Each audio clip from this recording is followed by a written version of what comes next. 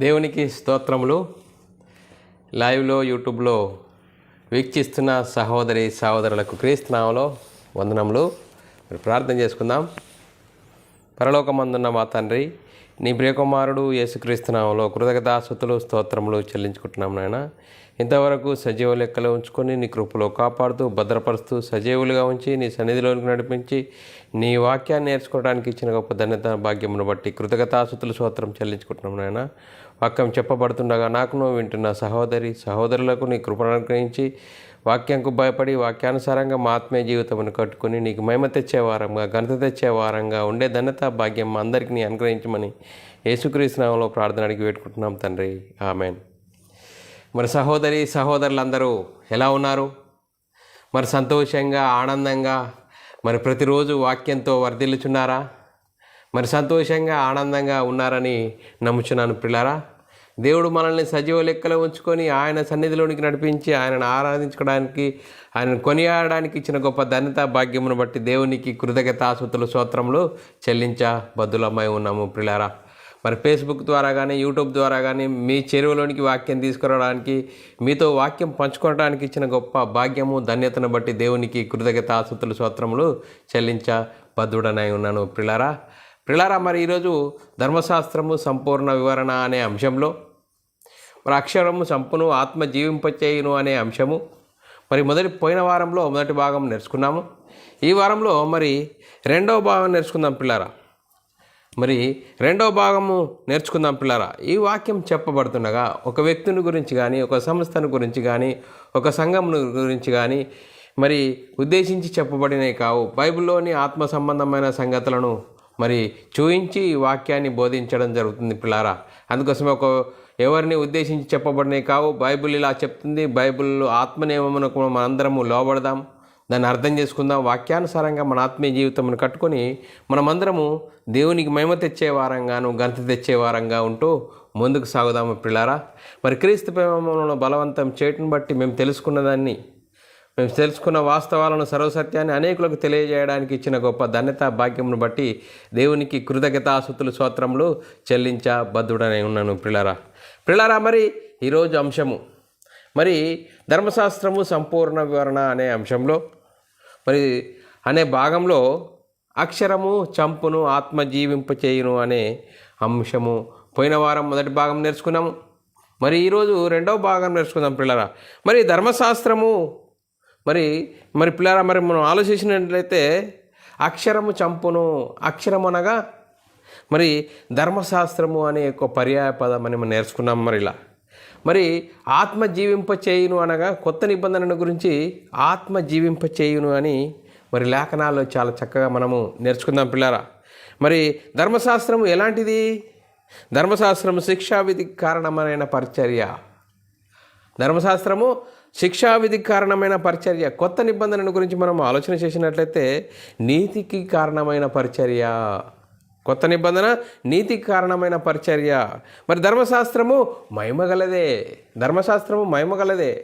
కానీ మరి కొత్త నిబంధన అత్యధికమైన మహిమగలది. ధర్మశాస్త్రము మహిమగలదే. దాన్ని అనుసరిస్తే నీతిమంతులు అవుతారు, అతిక్రమించే శాపగ్రస్తులు. మరి కొత్త నిబంధన అత్యధికమైన మహిమగలది. మరి ధర్మశాస్త్రము తగ్గిపోయే మహిమగలది. కొత్త నిబంధన అయితే నిలిచే మహిమగలది. మరి పిల్లరా మరి ధర్మశాస్త్రము పాప మరణముల నియమము గలది. ధర్మశాస్త్రం ఎలాంటిది? పాప మరణముల నియమములు గలది. మరి కొత్త నిబంధన ఎలాంటిది? కొత్త నిబంధన జీవమునిచ్చు ఆత్మ యొక్క నియమది. జీవము యొక్క ఆత్మ నియమము గలది. పిల్లరా మరి మనం ఆలోచన చేద్దాం, దీని గురించి మనం నేర్చుకుందాం పిల్లరా. ధర్మశాస్త్రము శరీరానుసారమైన ఆజ్ఞలు గలది. ధర్మశాస్త్రం ఎలాంటిదండి? శరీర సంబంధమైన ఆజ్ఞలు గలది. కొత్త నిబంధన నాశనము లేని జీవమునిచ్చు ఆత్మ శక్తినిచ్చే బలము గలది. చూడండి పిల్లలు, ధర్మశాస్త్రము శరీర అనుసారమైన ఆజ్ఞలు గలది. కొత్త నిబంధన నాశనము లేని జీవమునకున్న శక్తిని బట్టి నియమించే ఆత్మనేయము గలది. పిల్లరా మనం ఆలోచన చేసినట్లయితే మరి మూల వాక్యాన్ని చదువుకుందాం. మూలవాక్యాన్ని. 2 కొరింథీయులకు రాసిన పత్రిక 3:6 రాయబడ్డ మాట, ఆయనే మమ్మును కొత్త నిబంధనకు అనగా అక్షరమును కాదు కానీ ఆత్మకే పరిచారకులమవుటకు మాకు సామర్థ్యము కలిగించి ఉన్నాడు. అక్షరము చంపును, ఆత్మ జీవింపచేయును అని 1వ శతాబ్దంలో కొరింథీ సంఘంతో పౌలు గారు ఏం చెప్తున్నాడు? పౌలు గారు ఏమంటున్నాడు? అక్షరము అనగా మరి పిల్లరా, అక్షరము అనగా మరి ఏంటి? ధర్మశాస్త్రము పర్యాయ పదముగా ధర్మశాస్త్రాన్ని అక్షరము అని అన్నాడు. మరి ఆత్మ జీవింపజేయును అనగా కొత్త నిబంధన గురించి. అందుకోసమే అక్షరమునకు కాదు మేము పరిచారకులకు, ఆత్మకే పరిచారకులము అవుటకు దేవుడు మాకు సామర్థ్యము అనుగ్రహించాడు అని పౌలు గారు చెప్తున్నాడు పిల్లరా. అంతేకాదు, మరి ధర్మశాస్త్రం ఎలాంటిది? ధర్మశాస్త్రం శిక్షావిధి కారణమైన పరిచర్య. మరి దీని గురించి తెలుసుకుందాం పిల్లల. ధర్మశాస్త్రం ఎలాంటిది? శిక్షావిధి కారణమైన పరిచర్య. కొత్త నిబంధన మరి నీతికి కారణమైన పరిచర్య. లేఖనం చూసుకుందాం పిల్లరా. 2 కొరింథీయులకు రాసిన పత్రిక 3:9-10 చాలా చక్కగా రాయబడ్డది. శిక్షావిధి కారణమైన పరిచర్య మహిమగలదైతే నీతికి కారణమైన పరిచర్య ఎంతో అత్యధికమైన మహిమగలదగును. అందుకోసమే ధర్మశాస్త్రము విధించిన క్రియల సంబంధులందరూ శాపమునకు లోనై ఉన్నారు. ఎందుకనగా ధర్మశాస్త్ర గ్రంథమందు వ్రాయబడి ఉన్న విధులన్నీ నిలకడగా ఉండని ప్రతివాడు శాపగ్రస్తుడని వ్రాయబడి ఉన్నది. అందుకోసమే పిల్లారా, మరి ధర్మశాస్త్రం ఎలాంటిది అని చెప్తున్నాడు. మరి కొత్త నిబంధన ఎలాంటిది? ఆత్మ యొక్క నియమం గలది. అందుకోసమే పౌలు గారు చాలా చక్కగా చెప్తున్నాడు. క్రీస్తు మన కోసము శాపమై మనను ధర్మశాస్త్రం యొక్క శాపం నుండి విడిపించాడు. యేసుక్రీస్తు ఎందుకు వచ్చాడు? మరి ధర్మశాస్త్రం యొక్క శాపం నుండి విడిపించడానికి యేసుక్రీస్తు ధర్మశాస్త్రం సమాప్తి అయి ఉన్నాడు. మరి ధర్మశాస్త్రం కాలంలో వచ్చాడు యేసుక్రీస్తు. వచ్చి ధర్మశాస్త్రంకు లోబడ్డాడు, ధర్మశాస్త్రం అనుసరించాడు, ధర్మశాస్త్రాన్ని కొట్టివేశాడు. ధర్మశాస్త్రం అందరినీ పాపములో బంధించిన వారిని విడిపించడానికి మరి చూడండి పిల్లలు, యేసుక్రీస్తు ధర్మశాస్త్ర కాలంలో వచ్చాడు. అందుకోసమే గలతీయులకు రాసిన పత్రిక 3:14 రాయబడ్డది. ఇందుని గురించి మాను మీద వేలాడిన ప్రతి వాడును శాపగ్రస్తుడని రాయబడ్డది. ఇందుని గురించి మ్రాను మీద వేలాడబడిన ప్రతి వాడు శాపగ్రస్తుడని రాయబడ్డది. అంతేకాదు 11 ధర్మశాస్త్రం చేత ఎవడు దేవుని ఎదుట నీతిమంతుడని తీర్చబడుట స్పష్టమే. చూడండి, ధర్మశాస్త్రం చేత ఎవడు దేవుని ఎదుట నీతిమంతుడని తీర్చబడను సంగతి స్పష్టమే. యాలయనగా నీతిమంతుడు విశ్వాసం మూలంగా జీవించును. చూడండి, విశ్వాసం మూలంగా జీవించును. అందుకోసమే కొత్త నిబంధన ఎలాంటిది? నీతికి కారణమైన పరిచర్య. అందుకోసమే నీతికి కారణమైన పరిచర్య. మనం ఆలోచన చేసినట్లయితే 1 కొరింథీయులకు రాసిన పత్రికలో చాలా చక్కగా 2 కొరింథీయులకు రాసిన పత్రికలో 3:9 కొత్త నిబంధన నీతికి కారణమైన పరిచర్య, అది అత్యధికమైన మహిమ గలది అవును అని చెప్తున్నాడు పిల్లారా. మరి అత్యధికమైన మహిమ గలది. అందుకోసమే పౌలు గారు 1వ శతాబ్దంలో హెచ్చరిస్తున్నాడు. మరి ఏమని హెచ్చరిస్తున్నాడు పిల్లారా? మరి ప్రతివాడు పౌలు గారు 1వ శతాబ్దంలో హెచ్చరిస్తున్నాడు. ప్రతివాడు ఆయన వలన నీతిమంతుడు కానీ ధర్మశాస్త్రం వలన ఎవడు నీతిమంతుడు కాడు. ధర్మశాస్త్రం పాపమనగా ఎట్టో తెలియజేస్తుంది, కానీ ధర్మశాస్త్రము మరి నీతిమంతుని చేయలేదు అని లేఖనాలు చాలా చక్కగా రాయబడ్డది. అందుకోసమే అపొస్తలుల కార్యం 13:39 రాయబడ్డది. మీరు మోషే ధర్మశాస్త్రం వలన ఏ విషయంలోనూ నీతిమంతులుగా తీర్చబడలేకపోతిరో ఆ విషయములన్నిటిలో మరి విశ్వసించు ప్రతి వాడును ఆయన వలన నీతిమంతుడుగా తీర్చబడనని మీకు తెలియగాక. చూడండి పిల్లరా, ధర్మశాస్త్రం వల్ల ఎవరు నీతిమంతులు కారు. మరి క్రీస్తునందు విశ్వాసం ఉంచడం వల్లనే నీతిమంతులు అవుతారు అని చాలా చక్కగా చెప్తున్నాడు పౌలు గారు. అందుకోసమే సువార్తను గురించి నేను సిగ్గుపడు వాడని కానంటున్నాడు పౌలు గారు. కొత్త నిబంధనకు సంబంధించింది మరి సువార్తను గురించి నేను సిగ్గుపడవాడు కానీ. ఎందుకు సువార్త గురించి నువ్వు సిగ్గుపడవాడవు కావు అంటే, సువార్తలో దేవుని శక్తి ఉంది, దేవుని నీతి ఉంది. దేవుని నీతి దాని యందు బయలుపరచబడుతున్నది. సువార్తలో దేవుని నీతి బయలుపరచబడుతున్నది. అందుకోసమే పిల్లారా, మరి రోమీయులకు రాసిన పత్రిక 1:17 రాయబడ్డది. ఎందుకనగా నీతిమంతుడు విశ్వాసం మూలముగా జీవించునని వ్రాయబడిన ప్రకారము విశ్వాసమూలముగా అంతకంతకు విశ్వాసం కలుగునట్లు దేవుని నీతి దాని యందు బయలుపరచబడుచున్నది. చూడండి, దేవుని నీతి స్వార్థ ద్వారా బయలుపరచబడుచున్నది. అందుకోసమే ఇప్పుడు మనము ఏ నీతిని అనుసరించి జీవించాలి? ఇప్పుడు మనము ఏ నీతిని అనుసరించి జీవించాలి అంటే పిల్లారా, యేసుక్రీస్తు జీవించిన కాలంలోనే శాస్త్రులకు పరిచయులకు ఏం చెప్పాడంటే, మరి శాస్త్రుల నీతి కంటేను పరిచయుల నీతి కంటేను మీ నీతి అధికం కావాలి. శాస్త్రుల నీతి ఏంది, పరిచయుల నీతి ఏంది? ధర్మశాస్త్రం ప్రకారంగా ఎవరు నీతిమంతులు కారు, పరలోకం చేరలేరు. మరి యేసుక్రీస్తు ద్వారానే, విశ్వాసం ద్వారానే పరలోకం చేరగలరు అని చెప్తున్నాడు పిల్లల.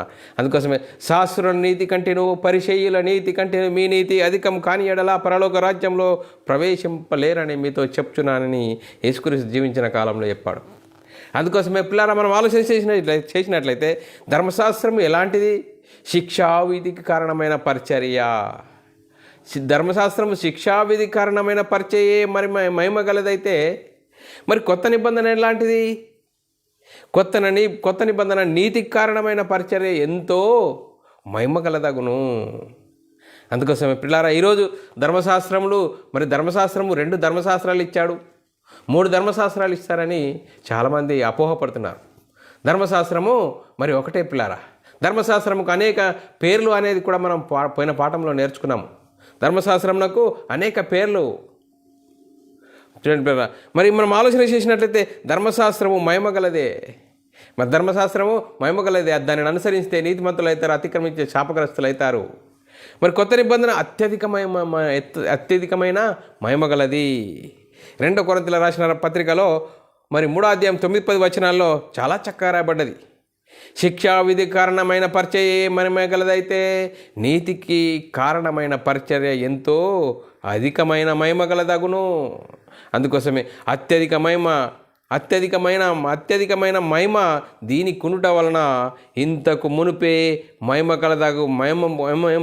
కలదిగా చేయబడినది, ఈ విషయంలో మహిమ లేనిది ఆయను. చూడండి, మరి మనం ఆలోచన చేసినట్లయితే మరి ధర్మశాస్త్రానికి కొత్త నిబంధనకు తేడా ఏంటి? మరి మనం ఆలోచన చేసినట్లయితే ఒక ఉదాహరణకు మరి ధర్మశాస్త్రం ఎలాంటిది అంటే, ఉదాహరణకు మనం ఆలోచన చేసినట్లయితే పిల్లరా, ఈ రూమ్లో కరెంట్ ఉన్నది. కరెంట్ వెళ్ళిపోతే మనం ఏం చేస్తాము? క్యాండిల్ వెలిగించుకుంటా మరి ఏదో ఒకటి పని చేసుకుంటాము, చదువుకుంటాము. మరి పిల్లరా, మరి కరెంట్ వచ్చింది, ట్యూబులు వెలుగుతున్నాయి.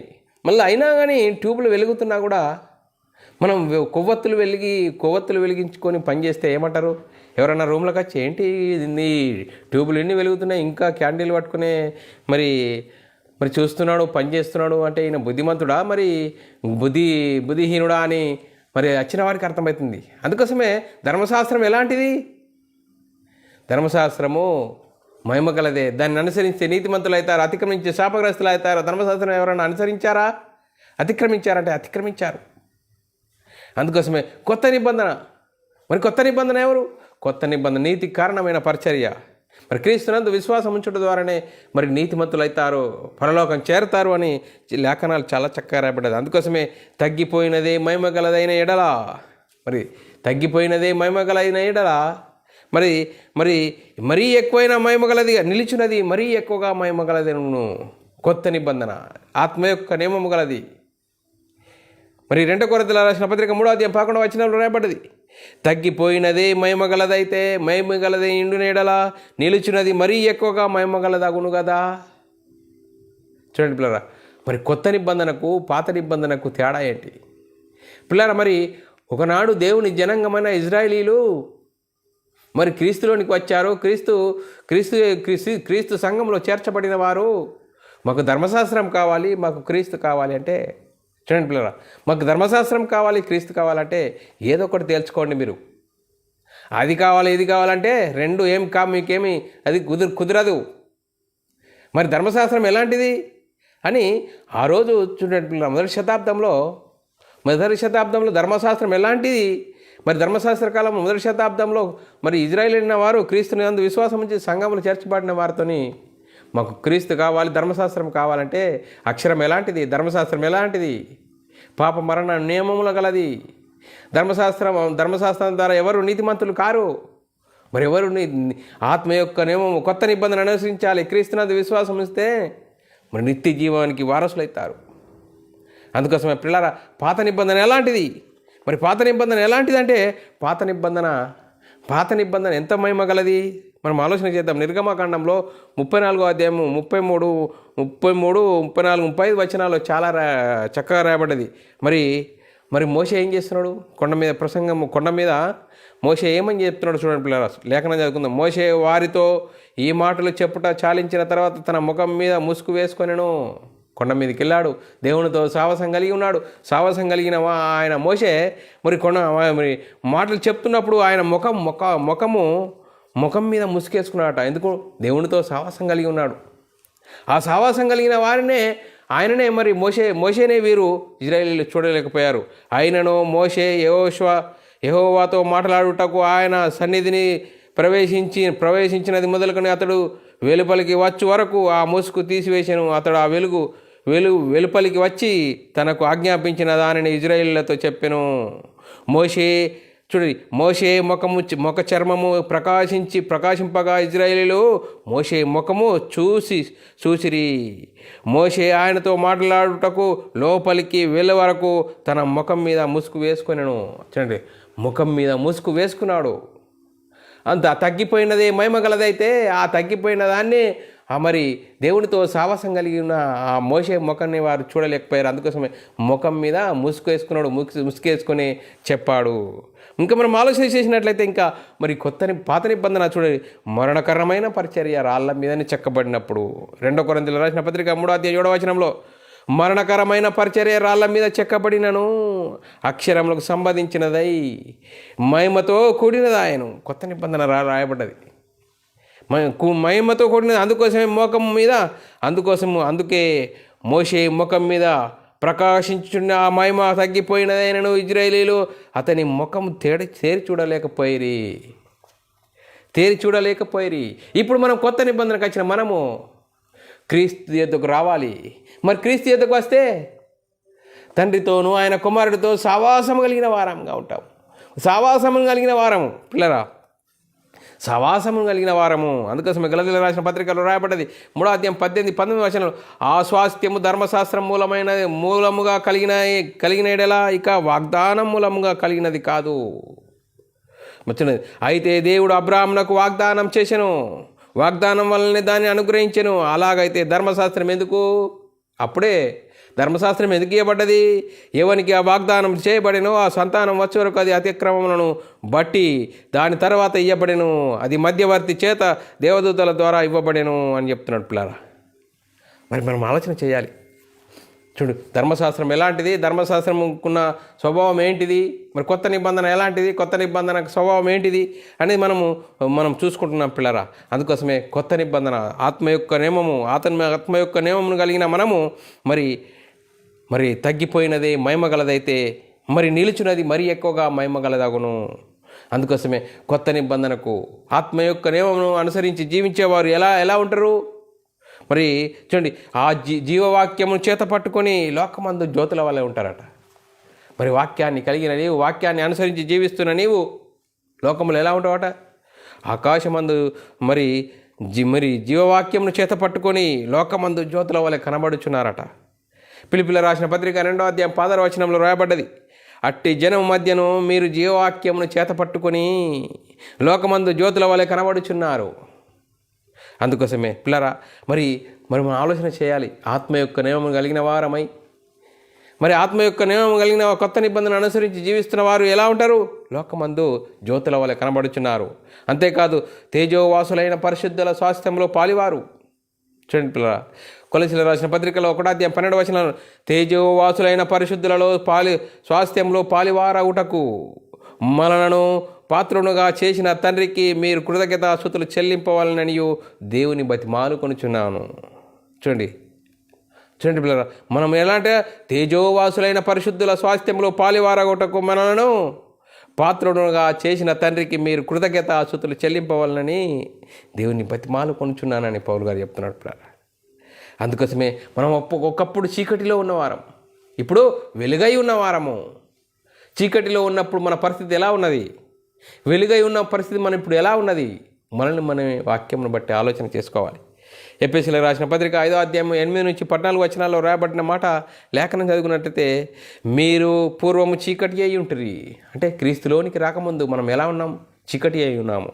ఇప్పుడైతే ప్రభునందు వెలుగై ఉన్నారు. క్రీస్తును విశ్వసించిన వారు, తర్వాత క్రీస్తు యందు విశ్వాసం ఉంచి క్రీస్తులోనికి బాప్తీసం పొందిన మనము, క్రీస్తును ధరించుకున్న మనము, సంఘములో చేర్చబడిన మనము, మన మహిమ నుండి అధిక మహిమకు, ఘనత నుండి అధిక ఘనతకు వాక్యం ద్వారా దినదినము ఆత్మీయతలో వర్ధిల్లుతూ ఉండాలి. మన క్రియల్లో, మన మాటలో, మన చూపులో, ఆలోచనలో దేవునికి మహిమ తెచ్చే వారంగా ఉండాలి.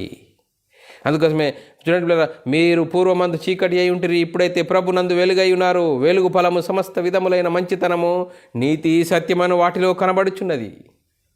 అందుకోసమే గనుక ప్రభుకేది ప్రీతికరమైనదో దానిని పరీక్షించి వెలుగు సంబంధాల వల్ల నడుచుకునుడి. సరే, ప్రభుకేది ప్రీతికరమైన దానిని పరీక్షించుచు వెలుగు సంబంధాల వల్ల నడుచుకోండి. నిష్ఫలమైన అంధకార క్రియలలో పాలివారై ఉండక, చూడండి, నిష్ఫలమైన అంధకార క్రియలలో పాలివారై ఉండుటకు వాటిని ఖండించుచు, యాలయనగా అట్టి క్రియలు చేయువారు రహస్యమందు జరిగించు పనులను గురించి మాట్లాడుటైనను అవమానకరమై ఉన్నది. సమస్తమును ఖండించి వెలుగు చేత ప్రత్యక్షపరచబడున్నది ఏదో అది ఆ వెలుగే కదా. అందుకోసమే పిల్లరా, అందుచేత నిద్రించుచున్న నీవు మేలుకొని మృతులలో నుండి లెమ్ము, క్రీస్తుని మీద ప్రకాశించుచున్నాడని ఆయన చెప్తున్నాడు. చూడండి, ఇంకా మనము నిద్రలో ఉన్నామా? చీకటిలో ఉన్నామా? ప్రభునందు విశ్వాసం ఉంచినామని చెప్తూ మన మాటలు, మన చేతులు, మన క్రియలు ఎలా ఉన్నాయి? ఇంకా ధర్మశాస్త్రం అనుసరించాలని చెప్తున్నావా? ఇంకా కొంతమంది ఏమంటారు, ధర్మశాస్త్రం 10 ఆజ్ఞలు రాని వారు క్రైస్తవులు కాదట. చూడండి పిల్లరా, ఇంకా ధర్మశాస్త్రం కొట్టివేయబడలేదని ఒక భ్రమలో ఉన్నారు. ధర్మశాస్త్రం అనుసరించాలని భ్రమలో ఉన్నారు. చూడండి, ధర్మశాస్త్రం ఎవరికి ఇవ్వబడ్డది?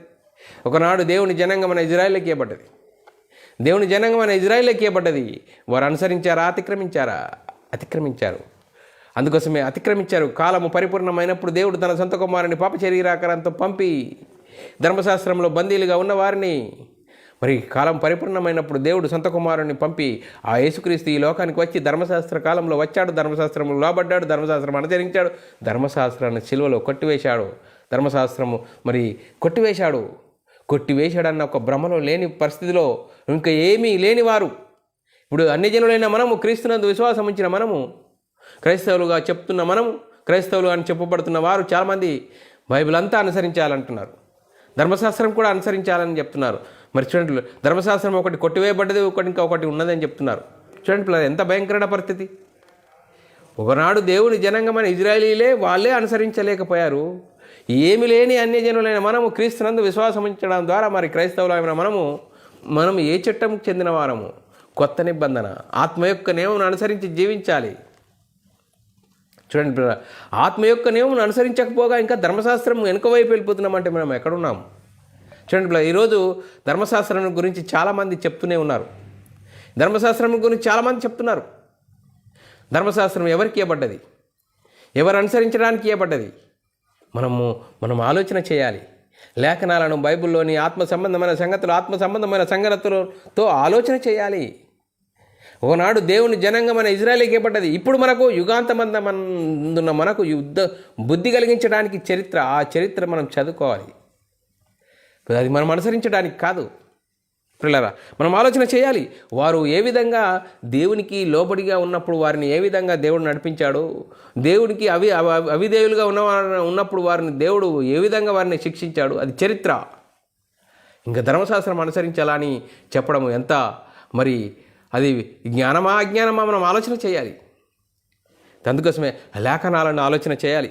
అందుకోసమే ఈరోజు ధర్మశాస్త్ర సంపూర్ణ వివరణలో మన అక్షరం చంపును ఆత్మ జీవింపచేయును అనే అంశం నేర్చుకుంటున్నాం పిల్లరా.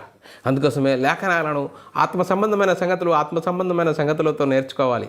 మన ఆత్మీయత స్థితిని వాక్యంకు లోబడాలి, వాక్యానుసారంగా జీవించాలి.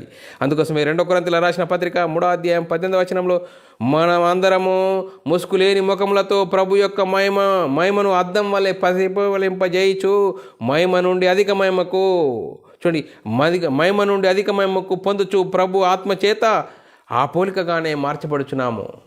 చూడండి పిల్ల, ఇప్పుడు ఆత్మ సంబంధమైన సంగతులతో మనము మరి మనం చూడండి, మనమందరము ముసుకులేని ముఖములతో ప్రభు యొక్క మహిమను అద్దం వలె ప్రతిఫలింపజేసు. చూడండి పిల్లలు, మనము అద్దం వలె అద్దానికి మనం ముంగటికి వెళ్తే అద్దంలో మన ప్రతిబింబమే కనబడుతుంది. ఇప్పుడు మనము క్రీస్తునందు విశ్వాసం ఉంచిన మనము క్రైస్తవులు అని చెప్పబడుతున్న మనం క్రీస్తును ప్రతిఫలించే విధంగా ఉండాలి. దేవునికి మహిమ తెచ్చే వారంగా ఉండాలి. పిల్లరా, మనం ఎలా ఉన్నాం? వాక్యమును బట్టి, లేఖనాలను బట్టి మనల్ని మనమే ఆలోచన చేయాలి. అందుకోసమే మొదటి శతాబ్దంలో పౌలు గారు వారికి ఏ విధంగా ఎప్పుడు వారి హృదయం ప్రభువైనకు చూడండి పిల్లరా, వారి హృదయము ప్రభు వైపుకు ఎప్పుడు తిరుగునో అప్పుడు ముసుగు తీసివేయబడును. పిల్లరా, మరి పౌలు గారు మొదటి శతాబ్దంలో ఏం చెప్పాడు? కరాఖండిగా చెప్పాడు, మీ హృదయం మీద మరి ఆ ముసుగు తీసేయాలి. ఆ ముసుగు తీసేసినప్పుడు ప్రభు వైపు ఎప్పుడు తిరుగుతారో అప్పుడు మీకు ఆ ముసుగు వెళ్ళిపోతుంది అని చెప్తున్నాడు. పిల్లరా, 2 కొరింథీయుల రాసిన పత్రిక 3:15 నుంచి 16 వచనాలు, నేటి వరకు మోషే గ్రంథం చదువుతున్నప్పుడెల్లా ముసుగు వారి హృదయం మీదను వారి ఉన్నది, కానీ వారి హృదయము ప్రభు వైపునకు ఎప్పుడు తిరుగునో అప్పుడు ఆ ముసుగు తీసివేయబడును. చూడండి పిల్లరా, ఇప్పటికి కూడా ఆ ముసుగు వేసుకొని బైబిల్ చదువుతున్నారు. ఆ ముసుగు అనేది తీసివేయాలి. అందుకోసమే ధర్మశాస్త్రము ఎవరి నీతిమంతులు చేయలేదు. ధర్మశాస్త్రం అనగా మరి ధర్మశాస్త్రం పాపం అనగా ఎట్టిదో తెలియజేసింది, కానీ ధర్మశాస్త్రం ద్వారా ఎవరు నీతిమంతులు కారు. ధర్మశాస్త్రం క్రీస్తు నడిపించుటకు బాలశిక్షకుడు ఆయన. పిల్లరా, ధర్మశాస్త్రం ఇంకా అనుసరించాలని చెప్తున్నావా? మరి క్రీస్తు యందు విశ్వాసం ఇచ్చిన నీవు క్రైస్తవులు అని చెప్పబడుతున్నా మనము మరి ఏది మనం అనుసరించవలసిన చట్టం ఏంటి? ఒకనాడు దేవుని జనాంగమైన ఇజ్రాయేల్ ఎక్కబడిన ధర్మశాస్త్రం వారే అనుసరించలేరు. ఇప్పుడు అన్ని జనుడైన నీవు క్రీస్తునందు విశ్వాసం ఉంచిన మనము క్రైస్తవులను చెప్పుతున్న మనము క్రైస్తవులను పిలువబడుతున్న మనము ధర్మశాస్త్రం అనుసరించాలా?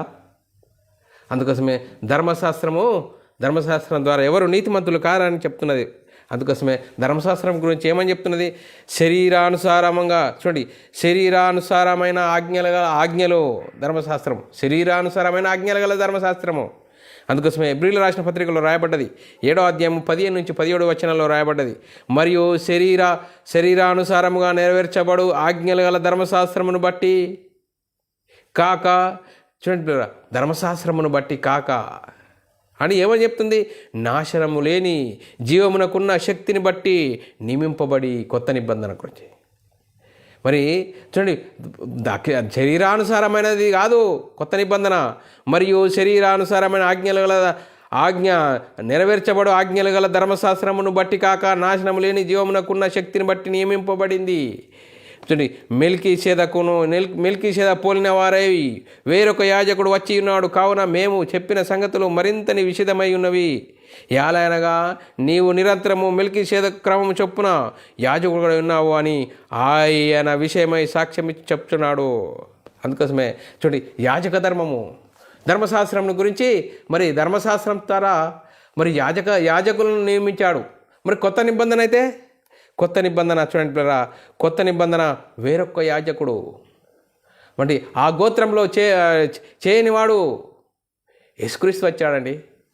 మరి కొత్త నిబంధన యేసుక్రీస్తు వచ్చేసిండు, ఒక్కసారే బలిగా అర్పింపబడ్డాడు. అంతే, ఒక్కసారే బలిగా అర్పింపబడ్డాడు. మరి యేసుక్రీస్తు మరణించాడు, సమాధి చేయబడ్డాడు, 3వ దినం తిరిగి లేచి పరలోకానికి వెళ్ళి పరలోకంలో పరిశుద్ధాత్మను పంపి పరిశుద్ధాత్మ ద్వారా సువార్తను విన్నవారు మరి సువార్తను విని హృదయాలు ఉనర్చుకొని యేసుక్రీస్తు దేవుని కుమారుడు, యేసుక్రీస్తు ప్రభువుని విశ్వసించి యేసుక్రీస్తు నామములో బాప్తిసం పొందిన మనము మరి చూడండి యాజకులము, రాజులైన యాజక సమూహము. ఇప్పుడు కొత్త నిబంధనను అనుసరించి జీవించిన వారు నాశనము లేని జీవమునకున్న శక్తిని బట్టి నియమింపబడిన రాజులైన యాజక సమూహము, పరిశుద్ధమైన జనము, దేవుని సొత్తైన ప్రజలు. మరి ధర్మశాస్త్ర కాలంలో ధర్మశాస్త్రమును బట్టి యాజకులుగా నియమించబడ్డారు. కొత్త నిబంధన నాశనము లేని శక్తిని బట్టి నియమింపబడిన రాజులైన యాజక సమూహము. మొదటి పేతురు రాసిన పత్రిక 2వ అధ్యాయం 9వ వచనంలో రాయబడిన లేఖనం అయితే మీరు చీకటిలో నుండి ఆశ్చర్యకరమైన తన వెలుగులోనికి మిమ్మును పిలిచిన వాని గుణాతిశయములను ప్రచురము చేయు నిమిత్తము ఏర్పరచబడిన వంశము, రాజులైన యాజక సమూహము, పరిశుద్ధ జనమును, దేవుని సొత్తైన ప్రజలై ఉన్నారు. కొత్త నిబంధనకు చెందినవారు రాజులైన యాజక సమూహము, దేవుని సొత్తైన ప్రజలై ఉన్నారని లేఖనం చెప్తుంది. అందుకోసమే పిల్లారా, అందుకోసమే మనల్ని మనం ఆలోచన చేయాలి. మరి హెబ్రీయులకు రాసిన పత్రిక 10:10 యేసుక్రీస్తు యొక్క శరీరం ఒక్కసారి అర్పింపబడుట చేత, యేసుక్రీస్తు మరి ఒక్కసారి ఆయన శరీరం అర్పించడం చేత ఆ చిత్తమును బట్టి మనం పరిశుద్ధపరచబడి ఉన్నాము.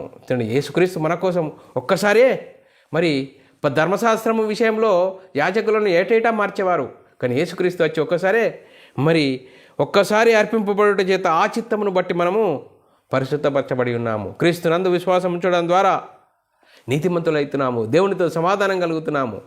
అందుకోసమే క్రీస్తునందు విశ్వాసం ఉంచిన నీవు రాజులైన యాజక సమూహము, దేవుని సొత్తైన ప్రజలై ఉన్నారని లేఖనాలు చాలా చక్కగా చెప్తున్నాయి. అందుకోసమే ఆయన కృపచేతనే క్రీస్తునందు క్రీస్తు యేసునందలి విమోచన ద్వారా ఉచితంగా నీతిమంతులమవుతున్నాము. చిన్నపిల్ల మనము ఉచితంగా నీతిమంతులమవుతున్నాము. అందుకోసమే అక్షరము చంపును, ఆత్మ జీవింపజేయును. అక్షరమునగా మరి ధర్మశాస్త్రము పర్యాయ పదముగా ధర్మశాస్త్రం గురించి రాయబడ్డది. నీతికి కారణమైన పరిచర్య ఏది? కొత్త నిబంధన. చూడండి పిల్లరా, ఇంత మరి ధర్మశాస్త్రం గురించి ఇంత మరి చెప్తున్నా కూడా చాలామంది ఇంకా ధర్మశాస్త్రం కొట్టివేయబడలేదండి, ధర్మశాస్త్రాలు 2 ఇచ్చాడండి అని చెప్తున్నారు. మరి పిల్లరా, మనం ఆలోచన చేయాలి. మరి ఒకనాడు దేవుని జనాంగమైన ఇజ్రాయేలుకు ధర్మశాస్త్రం ఇచ్చాడు. ధర్మశాస్త్రం వారే అనుసరించలేరు. వారు అనుసరించలేరు కాబట్టి ధర్మశాస్త్రం ప్రకారం ధర్మశాస్త్రం అనుసరిస్తే నీతిమంతులు అవుతారు, అతిక్రమించే శాపగ్రస్తులు అవుతారు. అందరూ శాపానికి లోనై ఉన్నారు. అందరికీ శాపానికి లోనై ఉన్న సమయంలో ధర్మశాస్త్రం అమల్లో ఉన్న కాలంలో యేసుక్రీస్తు వచ్చాడు, ధర్మశాస్త్రానికి లోబడ్డాడు, ధర్మశాస్త్రం అనుసరించాడు, ధర్మశాస్త్రాన్ని కొట్టివేశాడు. కొత్త నిబంధన ఆత్మ యొక్క నియమమునిచ్చాడు. అందుకోసమే ఇంకా ఇప్పుడు పిల్లరా, వారికి ఇచ్చిన ధర్మశాస్త్రం వారే అనుసరించలేకపోయారు. ఇప్పుడు అన్ని జనులైన మనము, క్రీస్తునందు విశ్వాసం ఉంచిన మనము, క్రీస్తు యొద్దకు వచ్చి మరి క్రీస్తు సంఘంలో చేర్చబడిన మనం, క్రైస్తవులు పిలువబడుతున్న మనము ఇంకా ధర్మశాస్త్రం ఉన్నదండి, ధర్మశాస్త్రం అనుసరించాలని చెప్తున్నామంటే ఎక్కడున్నావు? అందుకోసమే మొదటి శతాబ్దంలో ఇంకా ధర్మశాస్త్రము అనుసరించాలి అని చెప్పేవారికి కూడా మరి ధర్మశాస్త్రం గురించి చాలా మరి చెప్పేవారికి కూడా ఏమని పౌలు గారు హెచ్చరించారంటే, ఇంకా మీకు ధర్మశాస్త్రం అంటున్నారా? ధర్మశాస్త్రము ఏంటి? మీరు ధర్మశాస్త్రం అంటున్నారా? ధర్మశాస్త్రము ఎలాంటిది అని చెప్తూ మరి చాలా హెచ్చరిక చేశాడు. ఏమని చేశాడంటే పిల్లారా, మరి మనం ఆలోచన చేయాలి. గలతీయులకు రాసిన పత్రికలో 5:4 చాలా చక్కగా రాబడ్డది. మీలో ధర్మశాస్త్రం వలన నీతిమంతులను తీర్చిబడు వారెవరో చూడండి చెప్పాడు. చూడండి, మొదటి శతాబ్దంలో మరి ఒకనాడు దేవుని జనాంగమైన ఇజ్రాయేలీలు మరి మొదటి శతాబ్దంలో మరి ఇజ్రాయేలైన వారు క్రీస్తునందు విశ్వాసం ఉంచి సంఘంలో చేర్చబడిన వారు అచ్చం చేసి మాకు ధర్మశాస్త్రం కావాలి, క్రీస్తు కావాలి అనేవారు. ఇంకా ధర్మశాస్త్రం వల్ల నీతిమంతులు అవుతారు, ధర్మశాస్త్రం కొట్టివేయబడలేదు అనే వారితోనూ ఏమంటున్నాడు? ఇప్పటికి కూడా మరి క్రీస్తునందు అన్ని జనులైన మనము క్రీస్తునందు విశ్వాసం ఉంచడం ద్వారా క్రీస్తును మరి క్రైస్తవులను పిలువబడుతున్న మనం ఇంకా ధర్మశాస్త్రం కొట్టబడలేదు అనే వారికి హెచ్చరిక. మీలో ధర్మశాస్త్రం వల్ల నీతిమంతులను తీర్చబడు వారెవరో వారు క్రీస్తులో నుండి బొత్తిగా వేరు చేయబడి ఉన్నారు, కృపలో నుండి తొలగిపోయి ఉన్నారు. పిల్లరా, కృపలో నుండి తొలగిపోయి ఉన్నారు. హెచ్చరిక చెప్తున్నాడు. ఇంకా ధర్మశాస్త్రం అంటున్నారా? ధర్మశాస్త్రం కొట్టివేయబడితేనే కదా మనము దేవుని యొద్దకు క్రీస్తు ద్వారా దేవునితో సమాధానం కలిగి ఉన్నాము అని చెప్తూ మీలో ధర్మశాస్త్రం వలన చూడండి. అందుకోసం మొదటి శతాబ్దంలో చెప్తున్నాడు. ఇప్పటికి కూడా మనము క్రీస్తు యొద్దకు వచ్చి ధర్మశాస్త్రం అనుసరించాలనే వారికి కూడా ఈ మాట వర్తిస్తుంది. మీలో ధర్మశాస్త్రం వల్ల నీతిమంతులను తీర్చిబడు వారెవరో వారు క్రీస్తులో నుండి బొత్తిగా వేరు చేయబడి ఉన్నారు, కృపలో నుండి తొలగిపోయి ఉన్నారు అని లేఖనాలు చెప్తున్నాయి పిల్లలు. అందుకోసమే ధర్మశాస్త్రము ఎలాంటిది? అక్షరము చంపును, ఆత్మ జీవింపచేయును. చూడండి పిల్లరా, అక్షరము చంపును, ఆత్మ జీవింపచేయునని మరి ధర్మశాస్త్రము సంపూర్ణ వివరణ అనే అంశంలో మనం నేర్చుకుంటున్నాం పిల్లరా. అందుకోసమే చాలా అద్భుతం పిల్లరా. ధర్మశాస్త్రము సంపూర్ణ వివరణ అనే అంశంలో 17వ క్లాసులో అక్షరము చంపును, ఆత్మ జీవింపు చేయునని అంశం నేర్చుకుంటున్నాం పిల్లరా. అందుకోసమే ఒకనాడు దేవుని జనాంగమైన ఇజ్రాయేలుకు ధర్మశాస్త్రం ఇచ్చారు. ఆ ధర్మశాస్త్రం వారు అనుసరించలేరు. ధర్మశాస్త్రము అనుసరిస్తే నీతిమంతులవుతారు, అతిక్రమించే శాపగ్రస్తులవుతారు. వారు అతిక్రమించారు, అనుసరించలేకపోయారు. అందుకోసమే యేసుక్రీస్తు ధర్మశాస్త్ర కాలంలో వచ్చాడు, ధర్మశాస్త్రం అనుసరించాడు, ధర్మశాస్త్రాన్ని కొట్టివేశాడు, ధర్మశాస్త్రాన్ని కొట్టివేసి నూతన నిబంధన, కొత్త నిబంధన. పిల్లలు, క్రీస్తునందు విశ్వాసం ఉంచిన నీవు నేను యేసుక్రీస్తు దేవుని కుమారుడు, యేసుక్రీస్తు ప్రభు అని విశ్వసించి యేసుక్రీస్తు నామములో బాప్తిసం పొందితే అప్పుడు క్రీస్తు మహిమను ధరించుకుంటాము, సంఘంలో చేర్చబడతాము. సంఘంలో చేర్చబడిన మనము ఆత్మనియమమును అనుసరించి జీవిస్తున్న మనము మహిమ నుండి అధిక మహిమకు, ఘనత నుండి అధిక ఘనతకు వాక్యాన్ని దినదినము మన ఆత్మీయ స్థితిని సరిదిద్దుకుంటాం. అందుకోసమే వాక్యానుసారంగా జీవించాలి, ఆత్మానుసారంగా జీవించాలి. మరి బైబిల్లోని ఆత్మ సంబంధమైన సంగతులతో నేర్చుకుంటున్నాం పిల్లరా. ఇలాగ నేర్చుకుంటూ మన ఆత్మనియమమును అనుసరించి జీవించి మనమందరము దేవునికి మహిమ తెచ్చేవారంగా, ఘనత తెచ్చేవారంగా ఉంటూ ముందుకు సాగుదాం. ఇంతవరకు చెప్పబడిన లేఖనం ప్రతి ఒక్కరి హృదయంలో నీరుగాటి ఫలింపచేయనుగాక. ఆమెన్. అందరికీ వందనములు. ప్రార్థన చేసుకుందాం పిల్లరా. పరలోకమందున మా తండ్రి, నీ ప్రియకుమారుడు యేసుక్రీస్తు నామములో కృతజ్ఞతాస్తుతులు స్తోత్రం చెల్లించుకుంటున్నాం నాయన. ఇంతవరకు సజీవులుగా ఉంచి నీ కృపలో కాపాడుతూ మన ధర్మశాస్త్రం సంపూర్ణ వివరణ అనే అంశంలో అక్షరం చంపును ఆత్మ జీవింపజేయును అనే అంశం ద్వారా ఎన్నో విధాలుగా మమ్మల్ని హెచ్చరించిన విధానంలో స్తోత్రాలు. విన్న వాక్యాన్ని విడిచిపెట్టకుండా విన్న మాట ప్రకారం ఆత్మీయ జీవితంలో కట్టుకుని నీకు మహిమ తెచ్చేవారంగా, ఘనత తెచ్చేవారంగా ఉండేదన్నత భాగ్యం అందరికీ అనుగ్రహించినందుకు కృతజ్ఞతాస్తుతులు స్తోత్రం చెల్లించుకుంటూ యేసుక్రీస్తు నామములో ప్రార్థన అడిగి వేడుకుంటున్నాం తండ్రి. ఆమెన్. ప్రియులారా, మరి ఇలాంటి అంశాలు వినాలనుకుంటున్నారా? యూట్యూబ్ ఛానల్లో మరి BW అకాడమీ అని యూట్యూబ్ ఛానల్ సబ్స్క్రైబ్ చేసుకోండి. అలాగే BW అకాడమీ అని మరి ఛానల్ కూడా సబ్స్క్రైబ్ చేసుకోండి. బైబుల్ విజ్డమ్ అకాడమీ బేరన్ అనే ఛానల్ కూడా సబ్స్క్రైబ్ చేసుకోండి. మరి ఆత్మీయత స్థితిలో అభివృద్ధి పొందండి, అనేకులకు వాక్యాన్ని షేర్ చేయండి. మరి దేవుని పనిలో మనం పాలిభాగస్తులు అవుతూ ముందుకు సాగుదాం. ఇంతవరకు చెప్పబడిన వాక్యం ప్రతి ఒక్కరి హృదయంలో నీరుగట్టి ఫలింపజేయనుగాక. ఆమెన్. అందరికీ వందనములు. దేవునికి స్తోత్రములు.